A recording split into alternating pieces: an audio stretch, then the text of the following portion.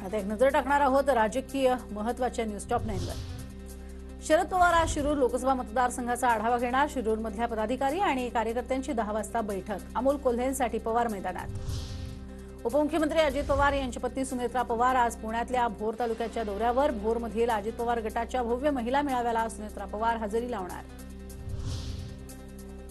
मवियाचं जागा वाटप जवळपास निश्चित। टीव्ही9 मराठीला सूत्रांची माहिती। शिवसेना ठाकरे गट 22 जागा लढणार, तर 22 पैकी 2 जागा मित्रपक्षांना देण्याची ठाकरेंची तयारी। काँग्रेसच्या वाट्याला 17 जागा, शरद पवार गटाला 9 जागा मिळणार, सूत्रांची माहिती। मुंबईमध्ये ठाकरे गटाची 4 जागा लढण्याची तयारी, तर दक्षिण मुंबई, दक्षिण मध्य मुंबई, उत्तर पश्चिम मुंबई ठाकरे गटाकडे जाणार। ईशान्य मुंबईसाठी काँग्रेस आग्रही, वंचित सोबत आल्यास ईशान्य मुंबई वंचितला देण्याची शक्यता। उत्तर मुंबईसाठी शरद पवार गट उत्सुक नाही, तर ठाकरे गट इच्छुक, सूत्रांची माहिती।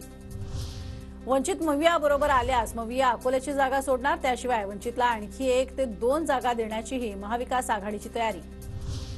शिरूरची जागा शिवसेनेला मिळाल्यास मीच उमेदवार, आढळराव पाटील ठाम, तर तिन्ही पक्षानं सूचना दिल्यास राष्ट्रवादीचा उमेदवार म्हणून लढणार। आढळराव पाटलांकडून राष्ट्रवादीत जाण्याचे संकेत। अमित शहा हिंगोली लोकसभेची जागा शिंदे गटाला देतील, खासदार हेमंत पाटील यांची हिंगोली लोकसभेवरती प्रतिक्रिया। अमित शहा दिलेला शब्द नेहमीच पाळतात, असाही दावा। ठाकरे गटानंतर आता वंचितकडनं रामटेक लोकसभा मतदारसंघावर दावा।